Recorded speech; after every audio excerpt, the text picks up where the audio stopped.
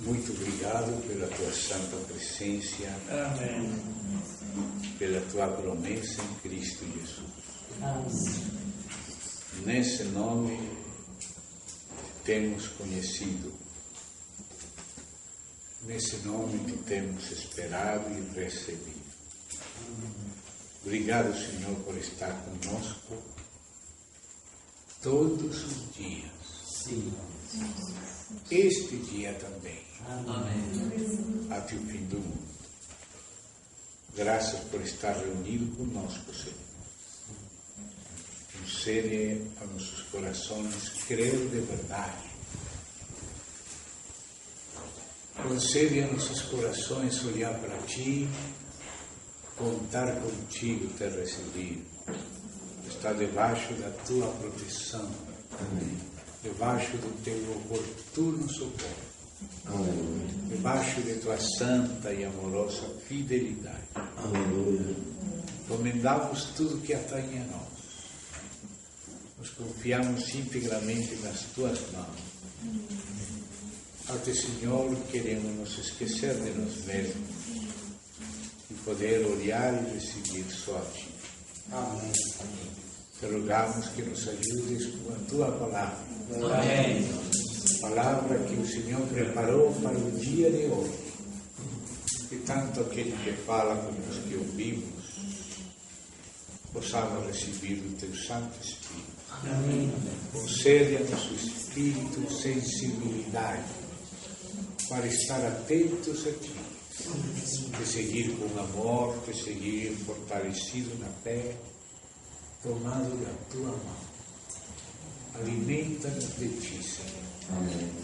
E nutre-nos com o Espírito Teu, o Espírito da Tua Santa Palavra. E escreve a Tua Palavra em nosso ser de maneira que nunca esqueçamos ela. Amém. Que sempre ela seja lembrada pelo Teu Santo Espírito, que seja escrita em nós. Que podamos sempre Te obedecer. E andar segundo a sensibilidade da Tua Palavra, que é a própria pessoa do Teu amado Filho, se formando em nós. Em nome de Cristo Jesus. Amém. Irmãos, hoje vamos então continuar com a palavra de ontem. Amém? Vamos a...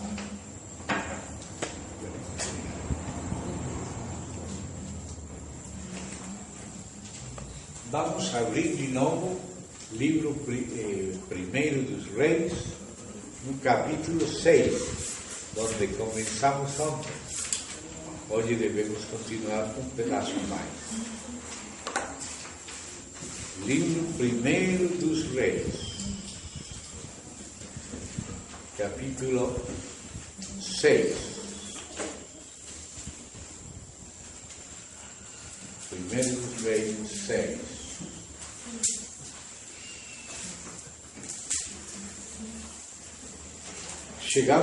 Nos detivemos nesse verso 2 e tratamos das medidas da casa de Deus. Essa foi a parte que nos detivemos ontem. Medidas da casa de Deus. Verso 3 agora. E o pórtico diante do templo da casa. Notem essa expressão, o templo da casa. É necessário colocar atenção nesta expressão, porque assim vamos compreender o pórtico. Não é o pórtico de fora para o átrio, sino o pórtico do átrio para o santuário que contém lugar santo e lugar santíssimo. A casa é o templo, mas o átrio. E por isso fala do pórtico do templo da casa. Ou seja, não é para entrar na casa, sino já dentro da casa, estando no átrio, vamos entrar no templo, que é o santuário. A parte que tem lugar santo e lugar santíssimo. Não se trata este pórtico da porta para os perdidos chegar a ser salvos, senão para os salvos chegar a ser vencedores, que é diferente. Se fosse de fora do muro, para entrar na casa, no átrio, se trata da porta da salvação, que é Cristo. Mas agora temos que entrar mais. Já estando no átrio, temos que entrar na casa, no templo da casa. Então temos que entrar no lugar santo e no santíssimo. E para entrar do átrio ao templo existe um pórtico. E esse pórtico também é um retângulo, como a casa era como um retângulo em quanto a comprimento e largura. Claro que mais que um retângulo tem a altura de 30 côvados da maturidade de Cristo. Mas agora, o povo que foi salvo, introduzido no átrio, onde está o lavacro, a base de bronze, e está também o altar de bronze, somos conduzidos pelo pórtico à casa. Então, por isso fala, e o pórtico diante do templo da casa tinha 20 côvados de largo ao largo da casa, de comprimento ao largo da casa. E o largo diante da casa era de 10 côvados. Então vocês estão vendo o retângulo. 20 por 10. A casa mesma, que é o que ontem nos detivemos nela, tem 60 côvados de comprimento, 20 côvados de largura, 30 côvados de altura. Agora, diante dessa casa tem um pórtico. E esse pórtico também é um retângulo. Então, fala assim, olha, o pórtico, esse retângulo, diz, tinha 20 côvados de comprimento ao largo da casa. E o largo diante da casa era 10 côvados. Ou seja, 20 por 10. O outro era 60 por 20. Esse tem 20 por 10. O mesmo princípio que vimos ontem, de que o Senhor morreu por todos, ama a todos, a obra de Cristo é suficiente para salvar todos. Mas cada um desses todos tem que receber pessoalmente, para que seja efetivo. Se o Senhor paga por todos, mas não todos recebem, mas não todos creem, por isso se reduz aqueles 60 em 20. Estivemos vendo aquela passagem de Zacarias, que fala de um terço. E os outros 2 terços ficam fora, não porque o Senhor queira que fiquem fora, senão porque eles não querem o Senhor. Não recebem e fazem afronta ao Espírito de graça, e por isso são reduzidos a um terço. O coração de Deus é que todos sejam salvos e que ninguém se perca. Mas o caso é que 2 terços se perderão, porque não recebem, porque despreciam ao Senhor. Mas agora já não vamos tratar desse retângulo, sino de outro retângulo menor dentro da própria casa. E mostra que o retângulo é duplo a longitude e a metade a largura. Ou seja, 10 é a largura e 20 a longitude, que estão diante daqueles 20 da largura do templo, do santuário. Agora estamos falando do pórtico. Gostaria que me acompanhassem para entender melhor isto. Algumas palavras que vocês já conhecem bem, mas vamos ler detidamente um pouco. Vamos ler de Pedro. Vamos lá para a Epístola de Pedro. Epístola segunda do apóstolo Pedro.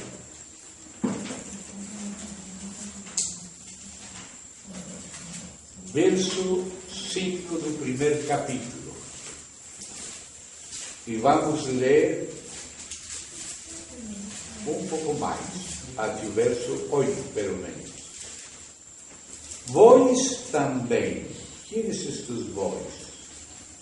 Os que tens alcançado pela justiça de nosso Deus e Salvador Jesus Cristo, uma fé apostólica, ou seja, igualmente preciosa que a nossa. E Pedro não tinha nenhuma vergonha em dizer que sua fé era preciosa. Qual vai ser a pergunta? Capítulo 1, verso 1, diz: aos que, ou seja, a quem vai dirigir esta carta? Aos que tens alcançado, ou seja, já estão dentro do átrio, pela justiça de nosso Deus e Salvador Jesus Cristo. Aí está a base e o altar de bronze. Que alcançastes? Uma fé igualmente preciosa que a nossa.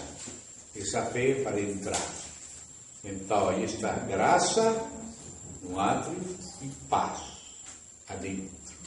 Vos seja multiplicada no conhecimento de Deus e de nosso Senhor Jesus Cristo. Multiplicadas, ou seja, já não é somente entrar da perdição à salvação, sino da salvação para a profundidade. Já a pessoa está na graça e na paz. Como todas as coisas que pertencem à vida e à piedade nos têm sido dadas por seu divino poder, estou no verso 3, do primeiro capítulo da segunda epístola de Pedro. Nos têm sido dadas por seu divino poder mediante o conhecimento de aquele que nos chamou pela sua glória e excelência, por meio dos quais, da glória e excelência, nos tem dado preciosas e grandíssimas promessas, para que por elas, você está vendo um pórtico de avanço, chegasses a ser participante da natureza divina, tendo fugido da corrupção que há no mundo, a causa da concupiscência. Vós também, pondo, aqui você vê aquelas escalas do pórtico, toda diligência por isto mesmo, acrescentai a vossa fé, de um degrau ao seguinte, virtude. A virtude, outro degrau, conhecimento. Ao conhecimento, domínio próprio. Ao domínio próprio, paciência. A paciência, a piedade. A piedade, afeto fraternal. E ao afeto fraternal, amor. A quantos degraus são? Fé 1, virtude 2, conhecimento 3, domínio próprio 4, paciência 5, piedade 6, afeto fraternal 7 e amor 8. O número da plenitude da ressurreição de Cristo. Entramos no átrio, somos perdoados, essa é a fé. Mas isso tem que subir de grau em grau. E esse é um pórtico. Olha o pórtico aqui. Porque se estas coisas estão em vós e abundam, não vos deixarão estar ociosos, nem sem fruto quanto ao conhecimento de nosso Senhor Jesus Cristo. Mas o que não tem estas coisas, não está cego, se é salvo, mas tem a vista muito corta. Ou seja que não é questão só de ser perdoados e salvos, sino de crescer na estatura do Senhor Jesus, subir os 8 escalões do homem perfeito, ressurreto que é Cristo. E diz: tem a vista muito corta, é cego, tendo esquecido a purificação dos seus antigos pecados. Pelo qual, irmãos, tanto mais procurar fazer firme vossa vocação e eleição, porque fazendo estas coisas, não cairei jamais. Mas já vê que não está falando da fé de salvação, sino das obras do galardão. Porque desta maneira, olha que fala do reino e não da salvação. Desta maneira, ou seja, subindo, crescendo em Cristo, representado nestes 8 escalões do Cristo ressurreto. Desta maneira, vos será otorgada larga e generosa entrada no reino. Então, você dá conta deste pórtico de nosso Senhor e Salvador Jesus Cristo. Então, vem que há um pórtico que nos conduz do átrio ao templo. Os que entram no templo são os vencedores. Então, você vê que este pórtico tem um retângulo que há comprimento duplo da largura, 20 por 10.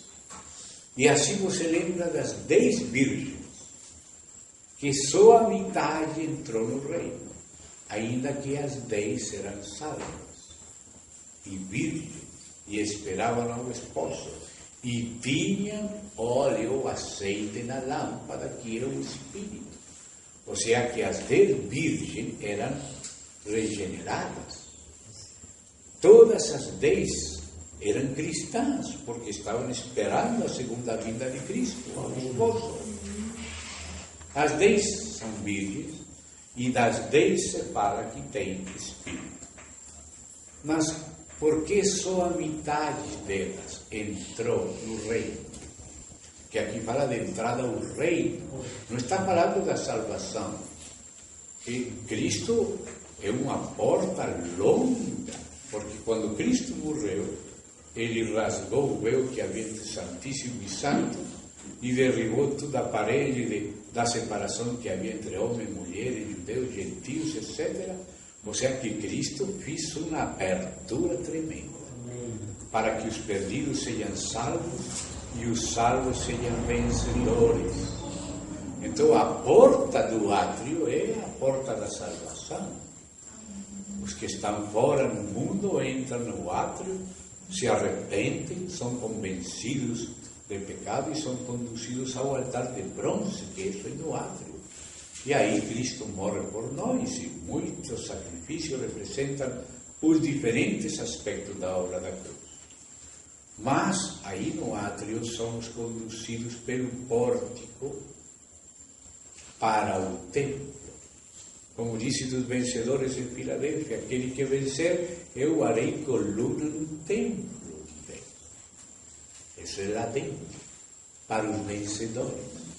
E as 10 virgens estavam no átrio, porque eram virgens que esperavam a Cristo e tinham o Espírito Santo, porque tinham azeite na lâmpada. Provérbios diz que a lâmpada do homem é o Espírito do homem. Essa é a lâmpada.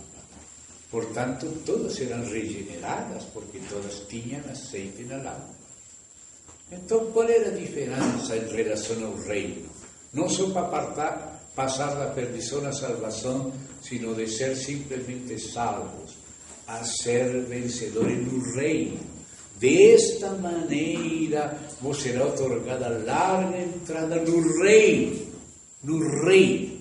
Amém.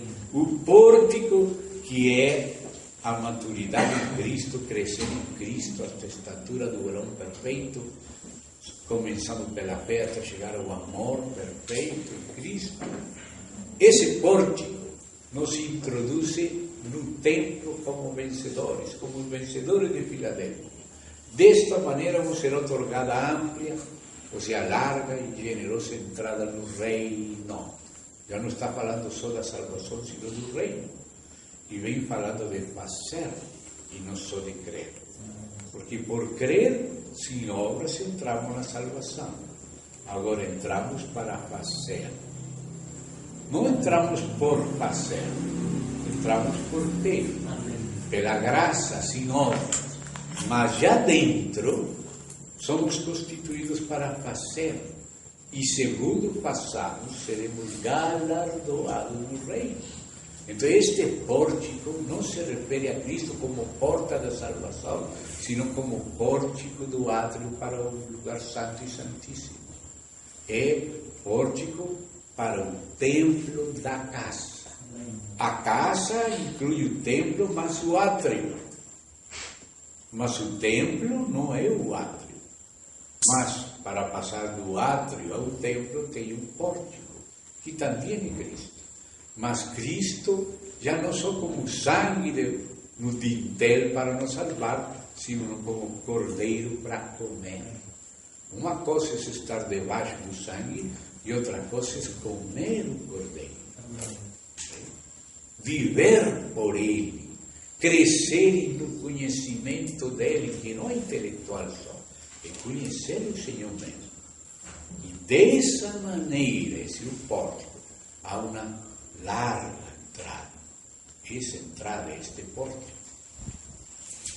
Então, as virgens nécias eram a metade e as virgens prudentes eram a outra metade.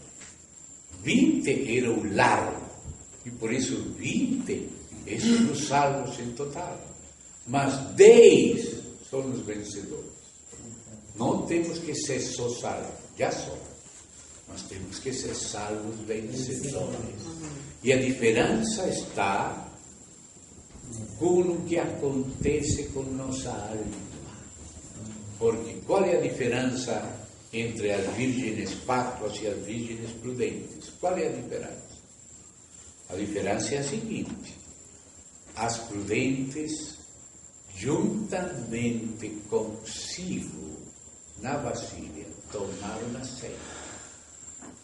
Todas tinham azeite na lâmpada, mas as prudentes tomaram consigo azeite nas vasilhas. Ou seja que as vasilhas é o azeite adicional tomado por elas consigo. Dá conta? Todas tinham azeite nas lâmpadas, mas as prudentes tomaram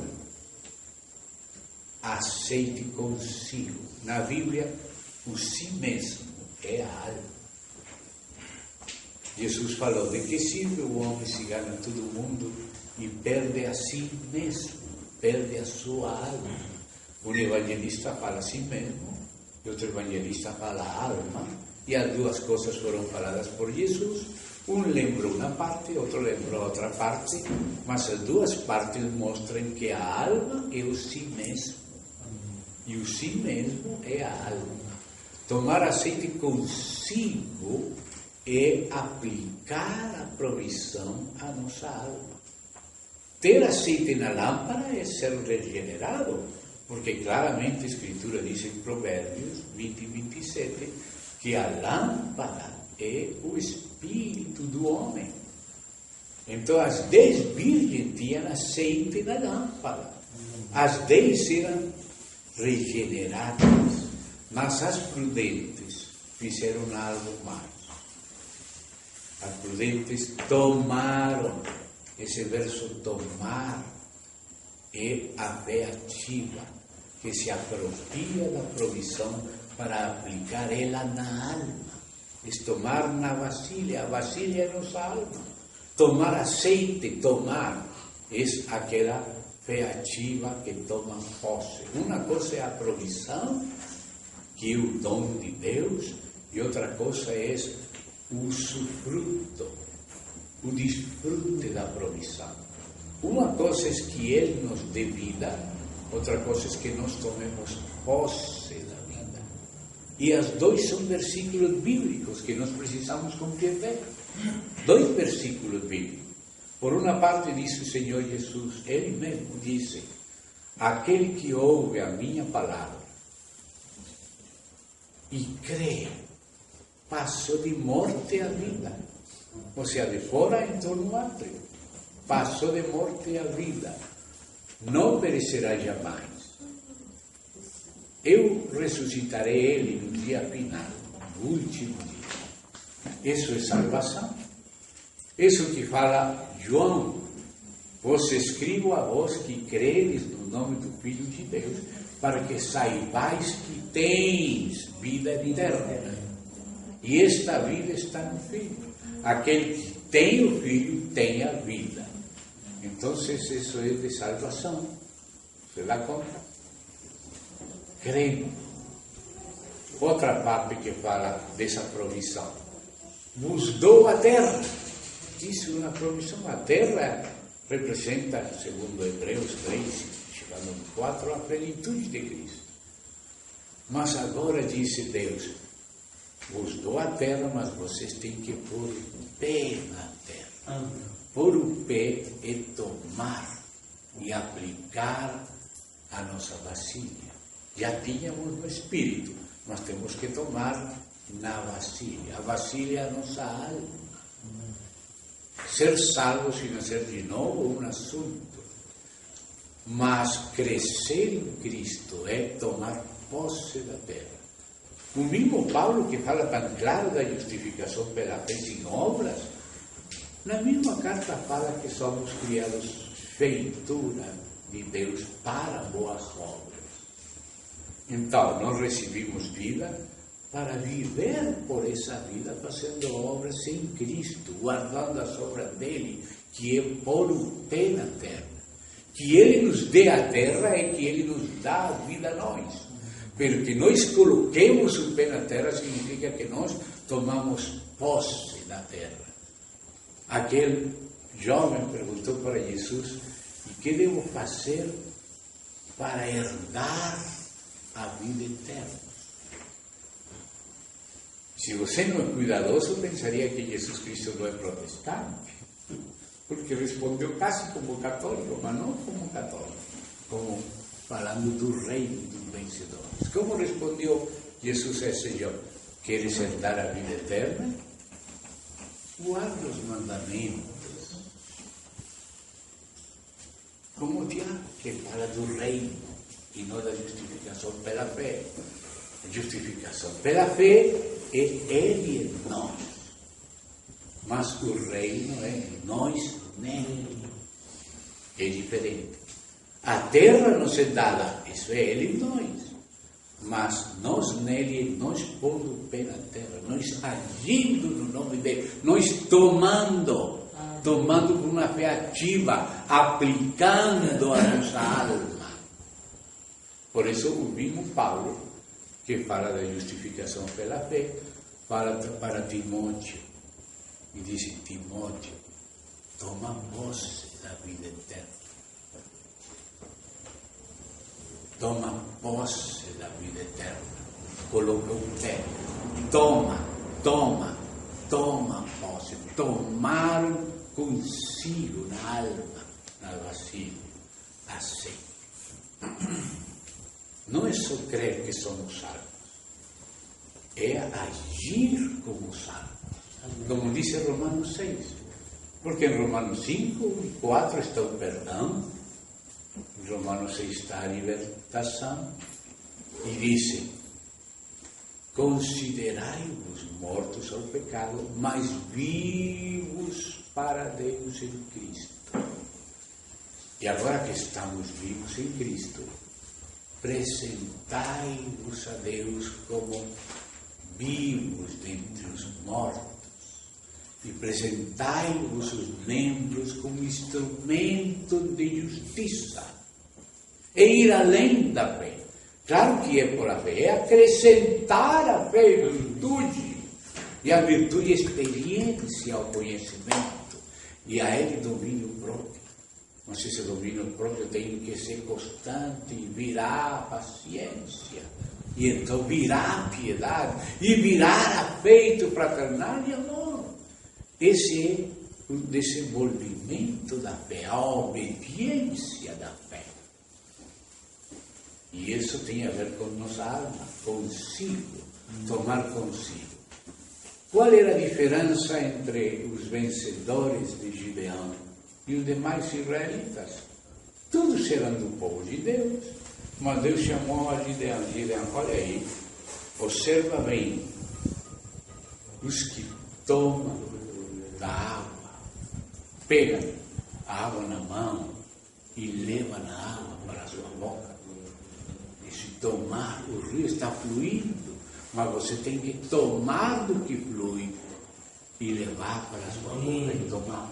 Os outros deixavam passar a água, mas não tomavam posse, não estiravam a sua mão para trazer aquela provisão, beber dele, se fortalecer em Cristo. Tomavam uma atitude passiva, deixar fluir, mas não estiravam a mão, não tomavam posse, não levavam para a boca aquela corrente. Os vencedores, Deus mandou Gideão colocar esses 300 aqui. Os 300 eram como as virgens prudentes, que tomaram consigo azeite da vasilha. A vasilha é correspondente com a alma, consigo. Tomar consigo é, com uma atitude ativa, se considerar livre, se considerar vivo, se apresentar ressurreto, se apresentar como membro de justiça, apresentar o corpo em sacrifício vivo.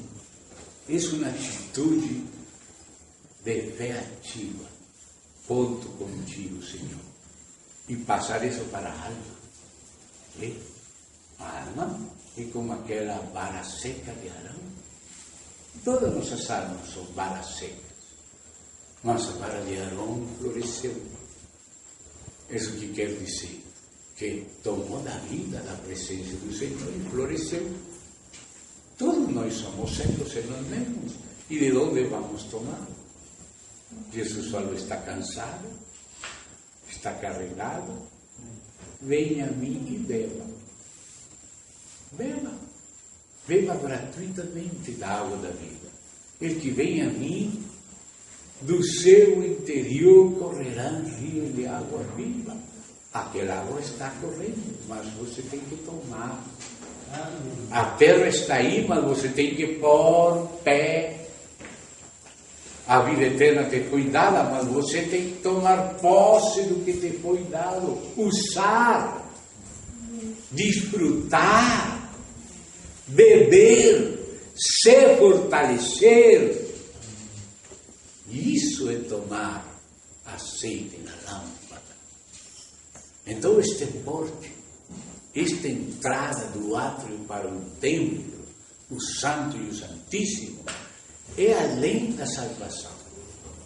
Não é a porta da salvação. A porta da salvação é mais para fora. Está na entrada do átrio. Aí está a porta da salvação. Mas quando você está no átrio, tem que subir e convertir, acrescentar a fé à virtude. Esse é um escalão.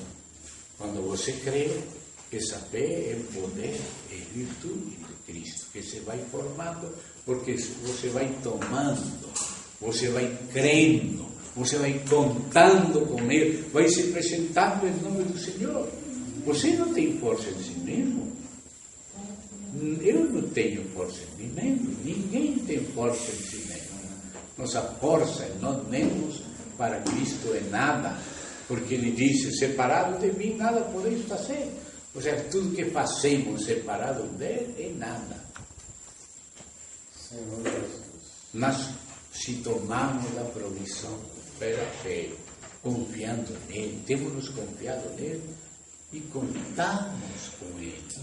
Isso é tomar azeite na vasilha, tomar azeite na nossa alma, onde não tínhamos, que passe o fluir do Espírito a nossa alma. Aquele que vem a mim do seu interior jorrará rios. De onde? Do Espírito para a alma e para o corpo. Vivificamos o corpo mortal. Nosso corpo mortal é mortal. Nos cansamos, ficamos exaustos, nos enfermamos, ficamos débiles. Mas não estamos abandonados a nós mesmos. Podemos invocar ao Senhor, ser refrescados, ser renovados, ser vivificados em espírito. Mas que estranho, que diferente que é ser ajudado por Cristo, que está na minha falta de força, não é nem na minha força, é na minha debilidade. Todos nós somos débiles em nós mesmos, e se somos fortes em nós mesmos, precisamos ser quebrados para não nos apoiar em nós mesmos, se não nos apoiarmos no Senhor. O Senhor poderia ter chamado aos 25 anos a Moisés, mas chamou os 40 para treinar ele desde 40 a 80. Já quando tinha 80, aí começou a usar ele até 120. Meu Deus! Quando mais velhinho estava, aí ele confiava em Deus. E o Senhor que falou: Moisés, tranquilo, eu te darei descanso. Eu te darei. É o caso de Sara. Deus esperando que Abraão cumprisse 100 anos e Sara 90, quando já não podiam ajudar com nada, porque antecinos, Abraão até de 90 ajudou com Ismael. Mas já com 100 não podia mais ajudar. Não tinha força nenhuma. Sara continuava estéril. Então a única possibilidade era crer em Deus, já não mais em si mesmo. Não tratar de ajudar por sua maneira. Deus estava esperando que já não pudesse ajudar mais, que se acabasse o vinho. Quando se acabou o vinho, então o Senhor deu vinho novo, porque já não havia mais vinho próprio, já não podia ajudar com nada, Então o que fez o Senhor? Renovou aquela velhinha e aquele velhinho com o Espírito, os renovou. Amém. E ficaram como dois jovens, porque um rei se enamorou da velhinha. Abimeleque se enamorou da velhinha de 90 anos. O que aconteceu com essa velhinha? Foi renovada. Isso é uma figura do novo homem, a vivificação de nossos corpos mortais como antecipo dos poderes do século vindouro neste século e depois ser glorificados como Ele ressuscitou. Então, isso, subindo aquela escala de fé, se convertendo no crescimento de Cristo, que é o amor, esse é o forte. Está bom? Esse é o forte, que tem a ver com o reino e que tem a ver com as virgens prudentes que tomam consigo azeite na vasilha. Amém. Que é mais que azeite na lâmpada. Azeite na lâmpada é nascer de novo. Mas a Bíblia fala não só da regeneração, sino da renovação. E é a renovação que produz a transformação. Diz: transformai-vos por meio da renovação. E essa transformação é a configuração a Cristo. Ou seja, toda aquela escala de fé, que é para começar, dentro do átrio, já na fé, até o amor, que é no lugar santíssimo. E tudo esse é o pórtico. Mas olha, o pórtico tem 20 por 10. Ou seja, a metade é a largura. O comprimento é igual à largura do templo. Você dá conta? 20 são os salvos. 60 são os objetos do amor de Deus. Todos. Mas só recebem um terço. E desse terço, a metade é prudente e a outra metade é fácil. Por isso, 20 por 10. E agora vem as janelas. E disse aí: e fiz à casa janelas largas por dentro e estreitas por fora. Ou seja, desde dentro é largo, você pode ver para fora. Você pode ver deste ângulo, daquele ângulo, mas os que estão fora é estreito. A janela é estreita por fora, larga por dentro. Você dá conta? Porque dizem, aquele que é espiritual entende e julga todas as coisas, mas aquele que é psíquico não compreende as coisas que são do espírito. Aí fala do homem natural que não entende, porque está fora. Quem está dentro tem revelação, tem luz. Quem está fora não pode entrar nem ver o rei. A gente de fora não entende. Essa gente que está falando, que está louco. Para eles é loucura, diz 1 Coríntios 2. Porque as janelas são largas para os que estão dentro. Eles podem ver para fora, mas os que estão fora não podem quase ver nada de dentro. Dá conta? Mas agora tudo isto era para chegar à parte já própria agora do presbitério. E o presbitério está no contexto da casa. Tudo isto aqui é na casa. Agora chegamos ao presbitério e outro serviço. Verso 5 em diante. Edificou também junto ao muro da casa. A casa tinha um muro. E junto ao muro, ou seja, ao redor do muro, edificou 3 andares de câmaras. Ao redor, para proteger, para cuidar, para servir a casa. E esses eram 3 andares. O primeiro tinha 5 côvados de largura, o segundo tinha 6 e o terceiro tinha 7. Na medida que vai avançando desde o chão, vai subindo uma escada de caracol, que não é direta, senão em caracol, repetindo experiências para ir avançando e poder passar do primeiro andar ao segundo, e do segundo ao terceiro. Veja isso, veja aí. Edificou também junto ao muro da casa aposentos ao redor. Olhem, essa frase, essa é a palavra-chave do serviço à casa. A casa é a igreja em geral, mas estava rodeada, protegida e servida por aposentos ao redor. Quem estava nesses aposentos? Os que serviam na casa. Lá se mudavam os vestes, lá guardavam os tesouros, etc., para servir a casa. Ou seja, que o Senhor quer que a casa esteja rodeada de aposentos, assim como o tabernáculo tinha tábuas, pero tinha travessas que mantinham em ordem as tábuas, para que as tábuas não vão para lá nem para cá, sino que se mantenham ordenadas. 5 travessas, 48 tábuas. Já lembramos que 48 tábuas se refere ao novo homem, que é o corpo de Cristo. E as tábuas somente tinham 1,5 côvado de largura, que é uma média medida. A medida de Deus é 3.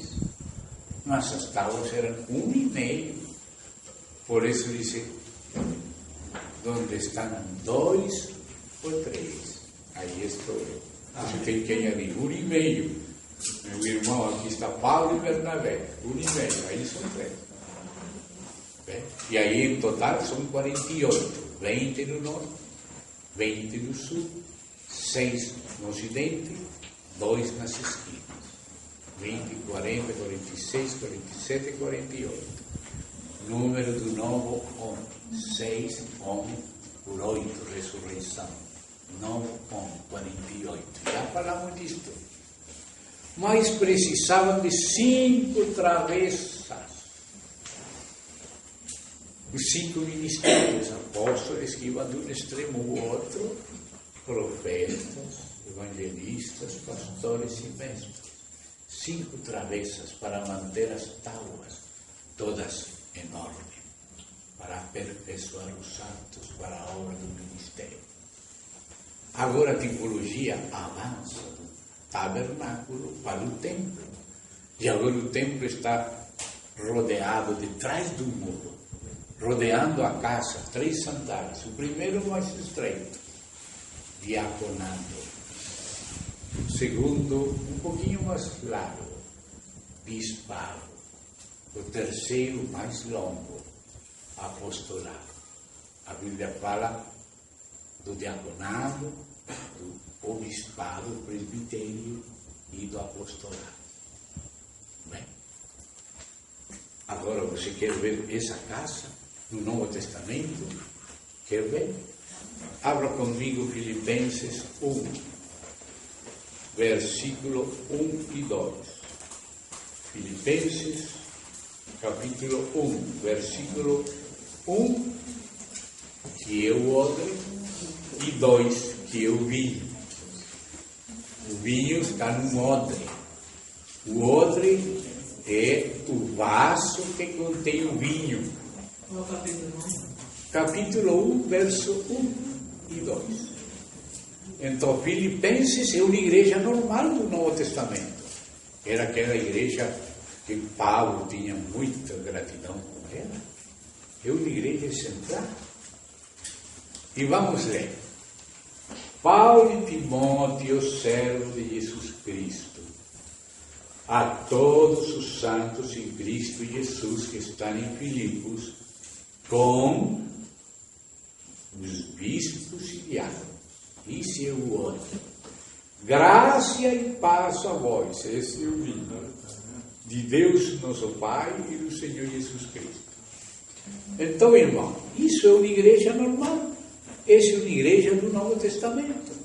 Agora vamos a Reis. Mas vamos ler Reis em Filipenses. Não entenderam? Vamos ler o mesmo que limos em Reis. Vamos ler Reis, que é a tipologia cumprida em Filipenses. Então começamos. Paulo e Timóteo, servo de Jesus Cristo. Esse é o apostolado. Essa é a câmara da cima. A câmara de 7 côvados de largura.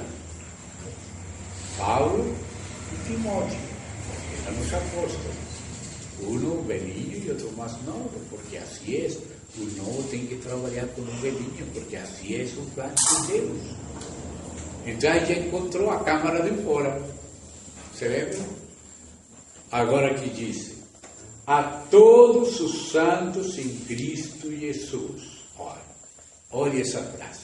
Aí estão as medidas da casa. Pega essa frase. Todos os santos em Cristo Jesus. Pero sublinhe todos. Esse cumprimento. 60 côvados. Todos. Inclusividade da igreja. Todos os que são de Cristo são da igreja. Todos que o Senhor recebeu são os seus irmãos. Todos os que estão limpos pelo sangue e nascidos de novo. Essa inclusividade da igreja. A receptividade da igreja. Recebimos uns aos outros como Cristo vos recebeu.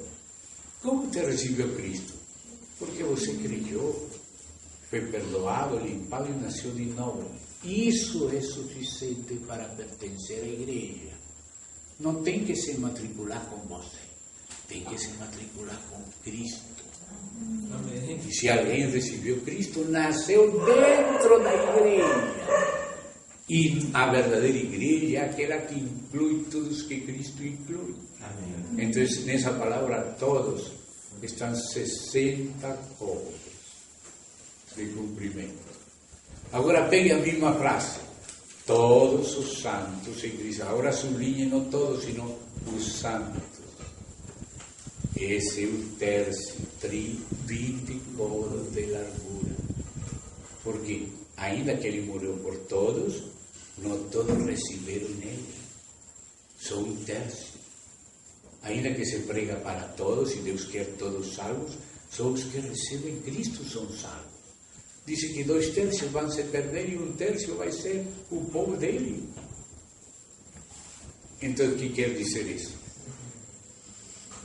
Que santidade é um princípio, depois do princípio de unidade, inclusividade e santidade. Porque os que são santos em Cristo, que são os que verdadeiramente receberam Cristo. Por isso nos detivemos até naqueles problemas hipercalvinistas e tudo por causa da largura da casa. Os verdadeiros salvos.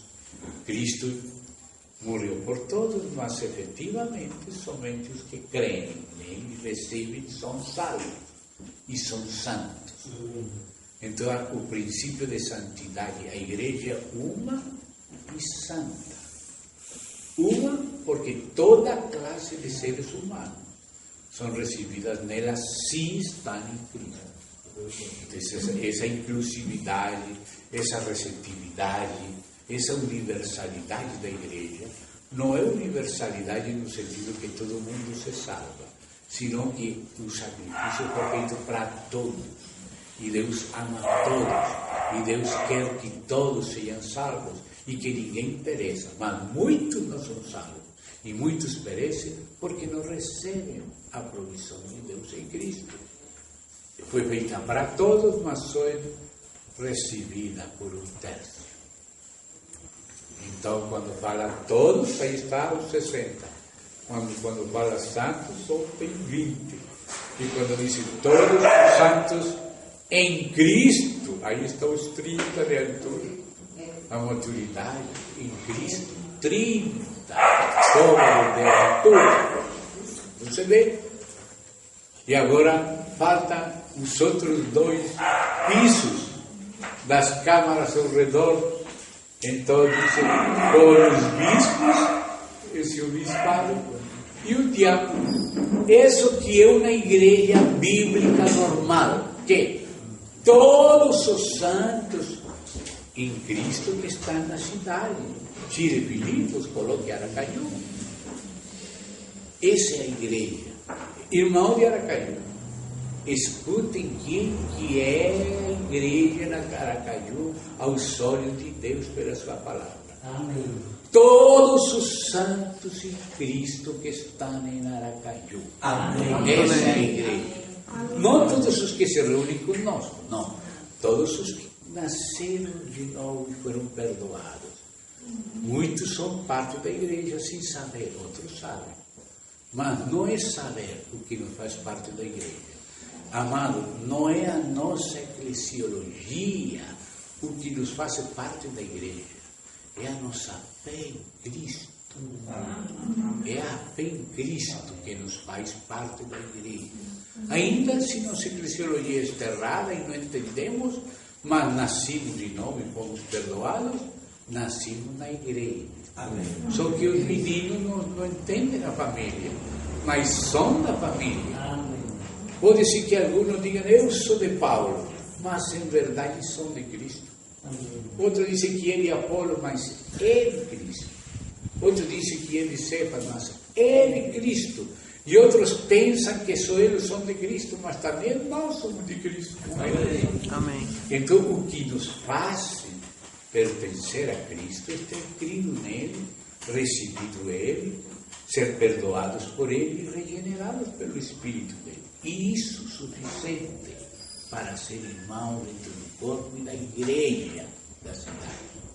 Nossa atitude tem que ser inclusiva, tem que ter 60 côvados, ou seja, princípio de unidade, de receptividade, de inclusividade, mas não colocar todos os serpentes na panela, não. Santidade.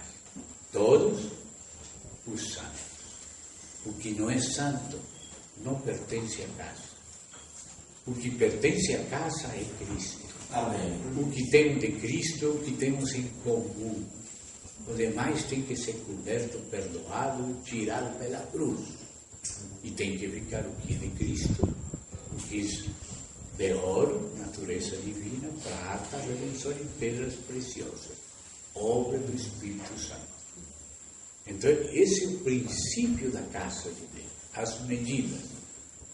Todos os que são de Cristo, todos, 60 côvados, os santos, 20 côvados, em Cristo, 30 côvados, com os bispos e diáconos. Diáconos, primeiro andar ao redor, bispo, segundo andar, e Paulo e Timóteo, relacionado com ele, o apostolado, o terceiro andar. Aí você vê uma igreja normal, centrada em Cristo. Qual é a primeira palavra? Paulo e Timóteo, servos de Jesus Cristo. Não funcionário de alguma entidade. Tem gente que pode ser funcionário lá da Associação de Pastores, ou de tal denominação. Tem muita gente que vive do mundo eclesiástico que nem nasceu de novo. E são funcionários de entidades. Mas aqui não se fala de ser funcionário de entidade alguma, sino de servir a uma pessoa que é o nosso Senhor Jesus Cristo, o nosso Salvador. através de uma morte expiatória recebida pela fé, uma ressurreição feita o Senhor. É Ele que nós confessamos, é por Ele que somos igreja. A igreja é Cristo. Nos encontramos uns com outros em Cristo. Não é através de alguém que somos igreja a parte de Cristo. Somos igreja porque recebemos Cristo. Nos encontramos com Ele, fomos perdoados por Ele e regenerados, nascimos de novo. Quando nascimos de novo, nascimos dentro da igreja e nos encontramos com todos os que nasceram da igreja. Dessa igreja não podemos sair, nem podemos mudar de igreja. Amém. Porque estamos dentro da igreja, nascidos de novo. Porque não é por afiliação, não é por cartão, não é por matrícula. É por nosso nascimento que entramos na igreja. E o Espírito que não tem outra maneira de entrar na igreja, senão por Cristo e seu Espírito. E então, quando nos encontramos uma pessoa que tem algo de Cristo, que nasceu de novo, e esse é nosso irmão e é membro da mesma igreja universal, e todos os da igreja que pertencem à igreja universal, que estão nesta localidade, são a igreja nesta localidade. Amém. A igreja nesta localidade são todos os que pertencem ao corpo de Cristo universal que moram aqui, nesta época. Então são da igreja aqui. Todos os que pertencem a Cristo, a igreja universal que abrange toda a época e lugar, que estão em Jerusalém, são a igreja em Jerusalém. E todos os que pertencem a Cristo, pelo sangue e pelo Espírito, que estão em Antioquia, são a igreja em Antioquia. E todos nossos irmãos que nasceram de novo e são filhos de Deus, estão de acordo ou não conosco, mas se são de Cristo, são da igreja em Aracaju. Mas são os maduros da igreja em Aracaju e vencedores vão ser inclusivos com todos. Porque vem um corpo. Quem de verdade vê um corpo é inclusivo e é santo. Agora, às vezes uno diz, mas como vou ser santo se sou inclusivo? E outro diz, mas como vou ser inclusivo se sou mais santo que você? Mas, irmão, a unidade e a santidade da igreja são uma pessoa, que é Cristo. Cristo é a unidade da igreja e Cristo é a santidade da igreja, não há problema. Se fosse outra classe de santidade distinta de Cristo, dizíamos, sou mais santo que tu. Mas como vou poder falar ao irmão, sou mais santo que tu, se a minha santidade e a vossa é o mesmo Cristo? Amém. Se Cristo é a nossa santificação. Compreende, irmão? Então, todos os santos em Cristo que estão em Filipos, em Aracaju, essa é a igreja. Essa é a igreja. Os bispos são bispos da igreja, não há bispos de bairros. Não há bispos de universidades ou de congregações menores que a igreja. O limite para a igreja é o mesmo limite para o presbitério. Qual é o limite para a igreja? A cidade. Esse é o limite da jurisdição da igreja. A igreja em Jerusalém, Jerusalém é a jurisdição da igreja. Portanto, Jerusalém é a jurisdição do presbitério. Amém. Qual é a jurisdição da igreja aqui? Aracaju. Onde começa, até onde chega Aracaju? Até lá chega a igreja. Já quando chega o limite para o próximo, para Socorro, para lá, para Estância, para lá, essa é outra igreja. Não universal, é a mesma, mas no local e outro candeeiro irmão. Não existe na Bíblia nenhum candeeiro que tenha maior jurisdição que uma localidade. E tampouco existem vários candeiros numa mesma localidade. Não há exemplo nenhum na Bíblia que numa cidade, que seja cidade normal, de localidade, de polis, não, que não seja uma área metropolitana de muitas localidades juntas, uma ao lado da outra. Na Bíblia, quando tem S, tem S. São mais de uma. Quando não tem S, não tem S. É uma. Sempre que fala de cidade, não tem S. A igreja em Jerusalém. Não tem S, não pode haver dois. Pode haver 1000 irmãos se reunindo em 1000 de casas, partindo de pão juntos pelas casas, mas só são uma igreja. Amém. A igreja pode decidir se reunir em muitos lugares, são 1000 de irmãos, pode partir o pão em muitas casas. Isso decide a igreja, ou fazer em uma, ou fazer em várias. Isso é potestativo da igreja, o dia, a hora, tudo isso. Mas não existe mais de uma igreja em Jerusalém. Só uma. Então, os que vêm na igreja, os que discernem no corpo, porque uma coisa é pertencer ao corpo e outra coisa é discernir o corpo. Tem gente que pertence ao corpo e não discerne ele. Não discerne. Pensa que são outra igreja, que são outros irmãos. Nós não incluímos tudo. Se ele não nos inclui, é problema dele, mas não nosso. Espero que o problema seja dos outros, não nosso. Amém. Amém. Nós temos que incluir a igreja, saber quem que é a igreja. Não quer dizer que vamos aceitar todo erro, todo pecado, todo sistema que se ocorre pensar, não. A igreja é santa também. Mas não rejeita a pessoa. Diz aqueles que causam divisões, amoestá-los, mas não os tenhais por inimigos. Temos que amoestar eles como irmãos, incluindo eles. Não podemos ter irmãos como inimigos. Ainda que se comportem como inimigos e estejam contra nós, é problema deles, não nosso. Nós temos que orar por eles e agir inclusivamente com eles, em Cristo. Não vamos seguir eles nas coisas deles, não vamos pecar com eles, mas vamos interceder por eles. Inclusividade. Primeiro princípio da igreja bíblica, cristocêntrica. A igreja é de Cristo, serve a Cristo. Não a igreja de Wesley, de Lutero, calvinista, arminiana, luterana, wesleyana. Isso é protestante, mas não é bíblico.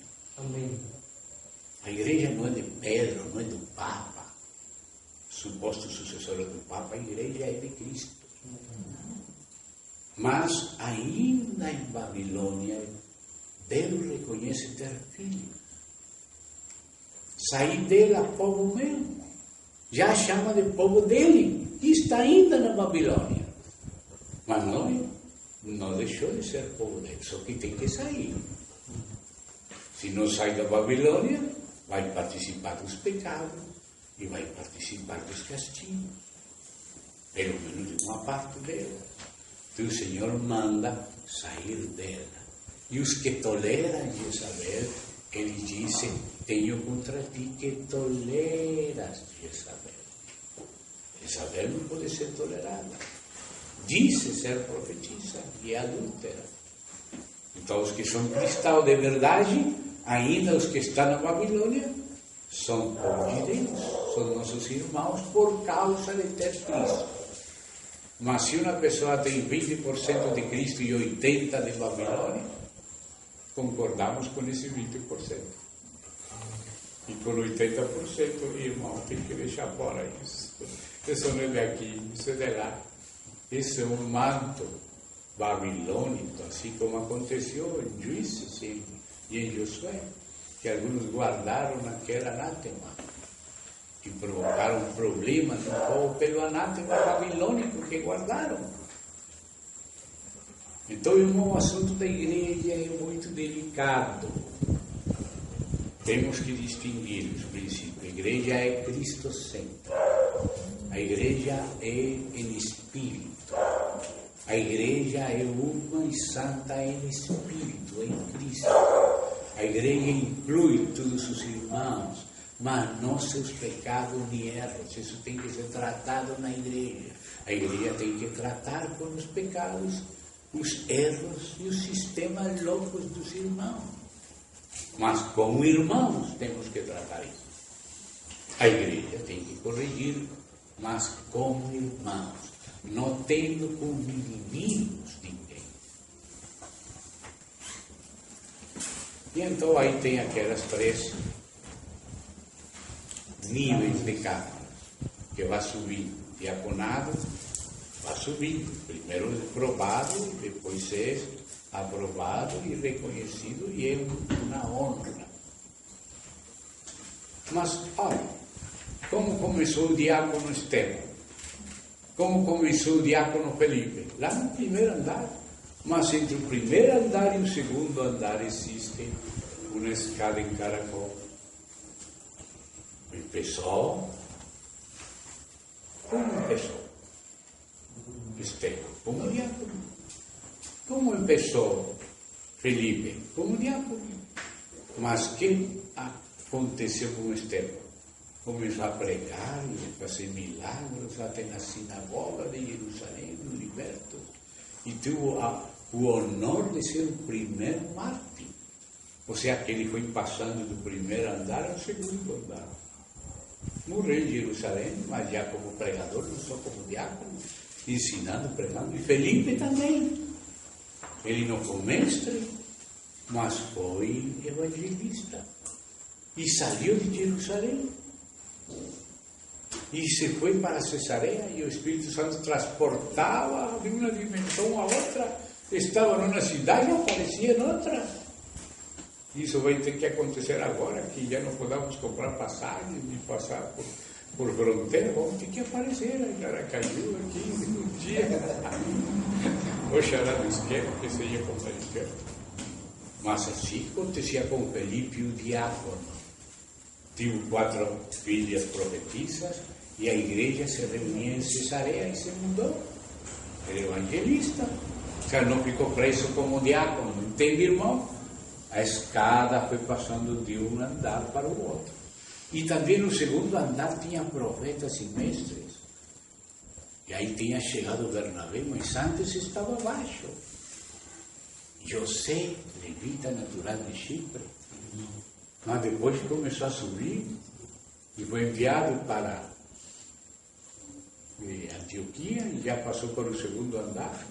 Primeiro, até a propriedade dele dava para cuidar dos pobres. Mudaram o nome dele, de José, para Bernabé, e foi subindo a escalera. E aí, quando já era profeta e mestre em Antioquia, continuou subindo, agora foi apóstolo. Bernabé e Paulo, os apóstolos Bernabé e Paulo, passou para o apostolado. De 5 côvados de largura, passou para 6, de 6 passou para 7. Se é fiel no pouco, avança. Se tu conta? Pessoas começam por diáconos e terminam como mestres e evangelistas e até como apóstolos. Bernabé terminou como apóstolo. Subiu no 3º andar. Agora vou passar para a igreja aqui, algo que falamos em Salvador também.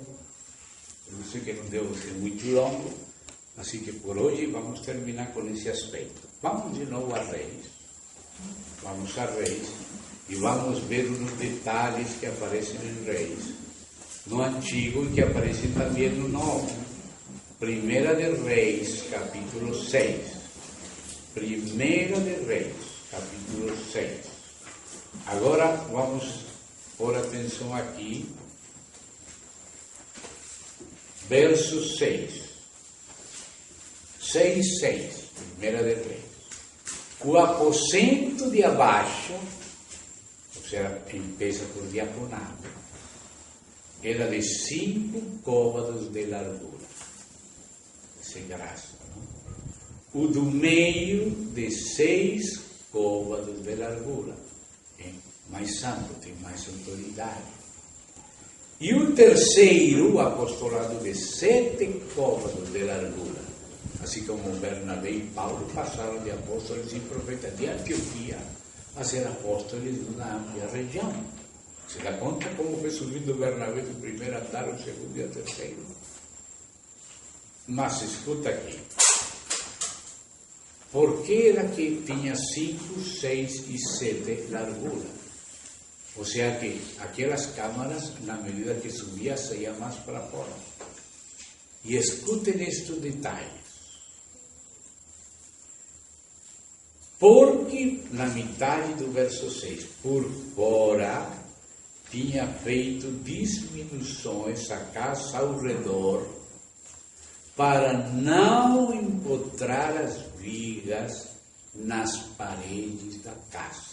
Especialmente os irmãos presbíteros, bispos, diáconos, temos que aprender deste cuidado de Deus. Deus não quer que as vigas estejam empotradas nas paredes da casa, porque vai ser muito peso para a casa. E Deus tem cuidado da casa, não quer que se abuse com muito peso nas paredes, porque vai rachar as paredes. Então, o que mandou fazer? Diminuições. Por exemplo, se esta é a parede da casa, aqui coloca um, diminuir acá, bem? Aqui coloca o outro, e assim vai diminuindo. Então, você coloca as vigas aqui, não dentro da parede, sino aqui, bem? Para que o peso não venha sobre a parede. Você tem que diminuir o peso sobre a parede. Não tem que pesar em demasiado. E você quer ver essas diminuições, esses cuidados agora no Novo Testamento? Nos 3 andares? Vamos para 1 de Pedro, capítulo 5. 1 de Pedro, Epístola de Pedro, capítulo 5. Vamos ler com muito cuidado. Se entenderam o que são as diminuições? Por fora, para que as vigas daquelas câmaras não pesem em demasia sobre a parede, não rachem a parede, tem que colocar um peso, uma diminuição do peso. O peso tem que estar sobre aquela parte para que não entre na parede. Se entende? Se entende? Então, olha aqui as diminuições. Desde o verso 1 do capítulo 5 de 1 de Pedro. Olha aqui para o presbitério, escute, irmãos. Rogo aos anciãos que estão entre vós. Eu, Pedro, que era apóstolo, ancião também com eles. Porque quando Pedro estava em Jerusalém, era ancião da igreja de Jerusalém. Mas quando saía, era um apóstolo. Ou seja, aqui tem anciãos que são apóstolos. Como Pedro e João. O ancião, disse João. Outros anciãos são profetas e mestres, como os 5 que havia na Antioquia. E até tem diáconos que são evangelistas e mestres, como Felipe e Estevão, respectivamente. Ou seja, que os anciãos têm ministérios, uns são evangelistas, outros mestres, outros pastores, e também tem outros dons aí, que você pode estudar. Mas escute as diminuições na casa. Eu ancião também com eles, que sou também participante da glória que será revelada. Então, olha, começa aqui. Aqui está a viga. Diz, apacentai, ou seja, aqui, um dos trabalhos dos anciãos é apacentar a grei de Deus. Mas diz, apacentai a grei de Deus que está entre vós, cuidando dela. Primeira diminuição, não por força, senão voluntariamente. Porque se faz por força, obrigado, só por inércia, que fastidio, que isso. Irmão, isso não sirve. Tem que ser voluntário. Amém. Então fala, primeira diminuição, não por força, senão, e sustenta aquela briga para não pesar, para não rachar a igreja. Não colocar demasiado peso, porque quando algo é só por religiosidade, tudo fica pesado. Nós não temos força, nós somos pesados, mas invocamos o Senhor e Ele nos ajuda. Então, não por força, senão voluntariamente. Primeira diminuição, para não pesar na parede. Segunda, não por ganância desonesta, sino com ânimo pronto. Se você lê cuidadosamente Malaquias, você vai ver como o Senhor corrige os sacerdotes religiosos que não queriam servir a Deus senão por dinheiro. Quanto me paga e vou abrir a porta? Quanto me paga e vou carregar com as cadeiras? Quanto me paga e vou acender as lâmpadas do candeeiro? O Senhor disse, eu não estou agradado com você. Tem que ser não por ganância desonesta, segunda diminuição. Não colocar demasiado peso econômico acima dos irmãos. Procurar fazer as coisas com ânimo pronto, fazendo o melhor que pode com o que você tem. E Deus, se você é fiel, vai te ajudar.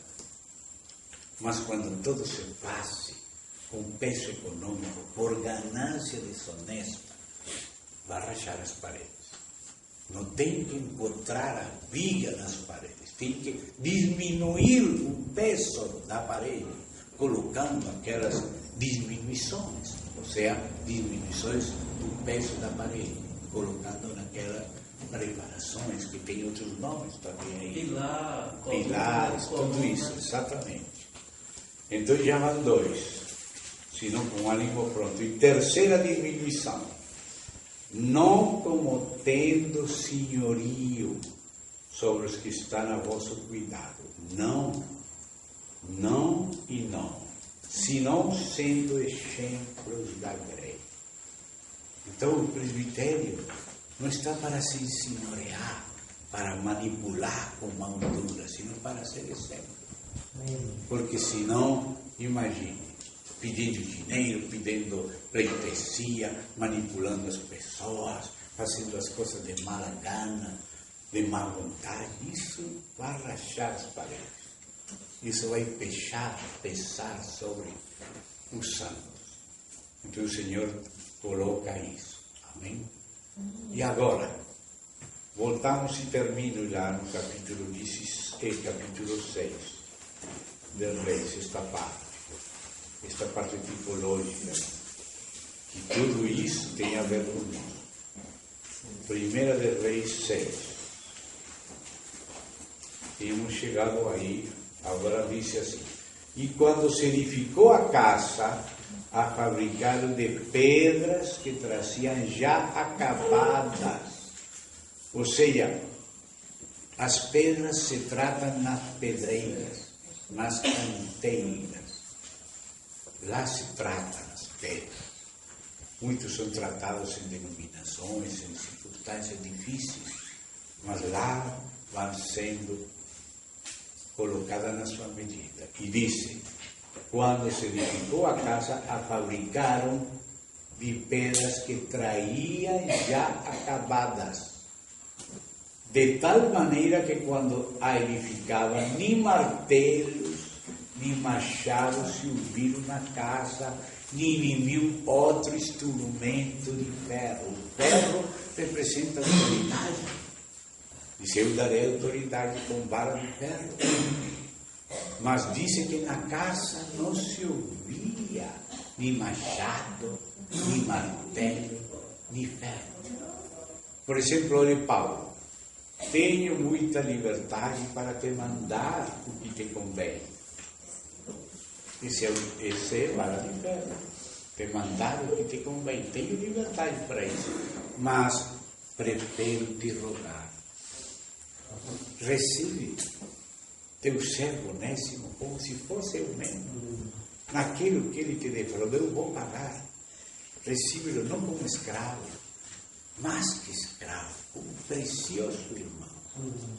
Ora, Paulo, não usava vara de ferro, nem martelo, nem machado. Deixemos martelo e machado lá para as pedreiras. Mas na casa de Deus temos que encaixar um com o outro, assim, que se escutem esses barulhos que se escutem lá fora, não na casa. Na casa não quer Deus ouvir barulho, não quer ouvir martelo, não quer ouvir serrote, machado. Isso lá nas pedreiras, lá deixa isso para lá. Mas aqui não. Na casa não.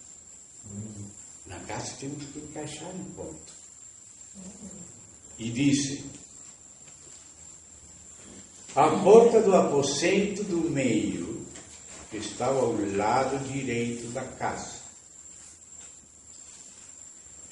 Olhe direito, aposento do meio. E se subia por uma escada em caracol ao do meio, e do aposento do meio ao terceiro. Note onde que estava a escada. Ao lado direito, à destra. O lado direito é a destra. E a destra é a autoridade do Senhor. E daí se subia para ser diácono, para ser bispo, para ser apóstolo. Ao lado direito estava a escada em caracol. Como você vai subindo? Repetindo. Não é subida direta. Repetindo, para ir aprendendo. Às vezes erramos aqui, mas Deus nos dá outra oportunidade, a ver se é a próxima vez não erramos.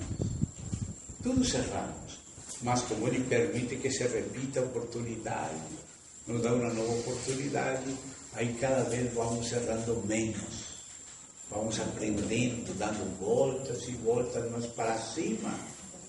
E Deus nos vai delegando autoridade na medida que vamos aprendendo. E aí vamos passando para o primeiro andar, o segundo andar e o terceiro andar. Bem?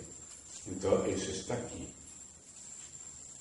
E diz: lavrou, pois, a casa e a terminou e a cobriu com artesonado de cedro. A cobriu. Mais abaixo, olha o que fala o verso 15.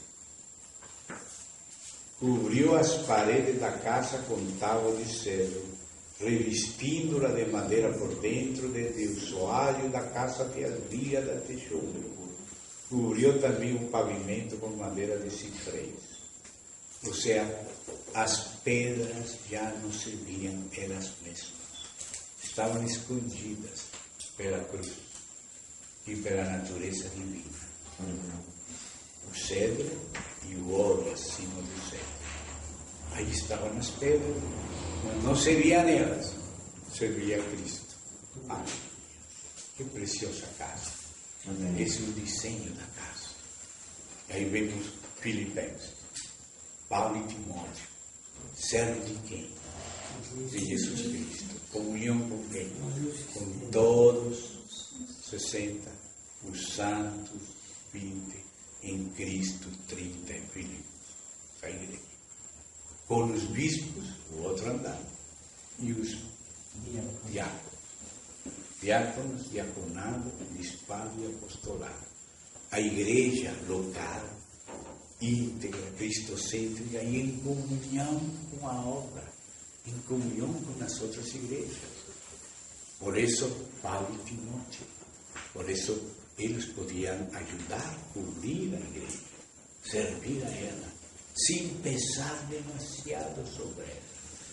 E, amados, nossos obreiros, me perdoam que fale isso, mas temos que entender que Deus não quer que pesemos muito sobre a casa. Às vezes, quando a igreja é pequena, chegamos muita gente, se não cooperarmos, vai ser pesado. Por isso o Senhor enviava 2 ou 3. Mas se vamos ir muitos, temos que procurar não ser pesados, procurar cooperar de alguma ou outra maneira. Amém, irmão? Na obra do Senhor não temos que abusar, não pesar em nenhum aspecto, não ter pretensões, exigências, um monte de coisas. Se os irmãos fazem voluntariamente as coisas, amém. Mas se não pode, temos que colaborar em o que seja possível, não menos. Amém, amado? Igual os presbíteros também. Não podemos exigir muito da igreja, se a igreja é pobre, ainda que diz a Bíblia que temos direito. Mas por amor ao Senhor, Paulo renunciou ao direito. Não que não tem, mas renunciou por amor à igreja. Então, fazer o que se possa por amor. Se se pode, amém. Se os santos podem cooperar, amém. E se não, o trabalho deve seguir se fazendo por amor ao Senhor e com confiança no Senhor. E Ele conhece os corações e Ele ajudará. Amém. Ele ajudará se o objetivo é puro. Amém, irmãos? Não por ganância desonesta, sino por ânimo pronto. Nunca pensando em dinheiro. Sino confiando que Ele tem cuidado de nós. Obrigado, irmão, por vossa paciência. Vamos terminar. Querido Pai, agradecemos estas preciosas oportunidades que nos concediste. Nossos irmãos nos têm recebido como reis.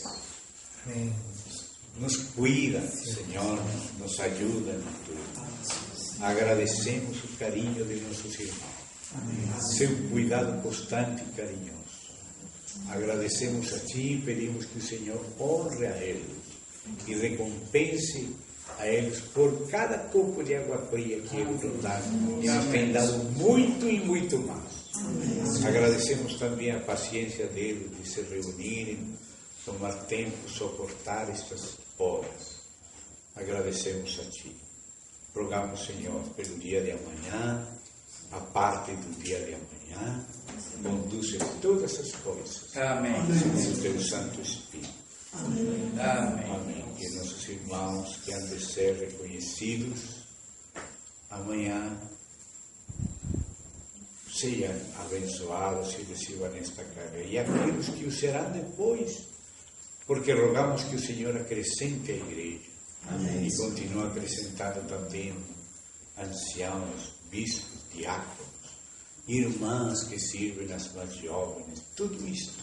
Amém. Que tua amada igreja passa para Ti, para que a Assembleia do Teu Reino se estabeleça firme e sana, Senhor. Rogamos também por uma atitude de abertura, de comunhão com todos os Teus filhos.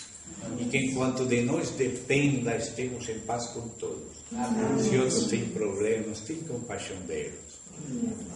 Como está sobrando em nós, obra também nos demais filhos. O Senhor que ajuda, guarda-nos e ajuda. Amém. Em nome do Senhor Jesus Cristo. Amém. E rogamos que todos os irmãos, ainda que não sejam nesse tempo por alguma novidade ou algo, que eles tenham ânimo de seguir te servindo a Ti e a Tua amada igreja, porque ao servir-te a Ele o Senhor recebe o que fazemos a cada um dos Teus pequenos. Ajuda-nos a Te servir, Senhor, sem interesse nenhum, porque o Senhor merece. Em nome de Jesus Cristo. Amém. Amém. E amém.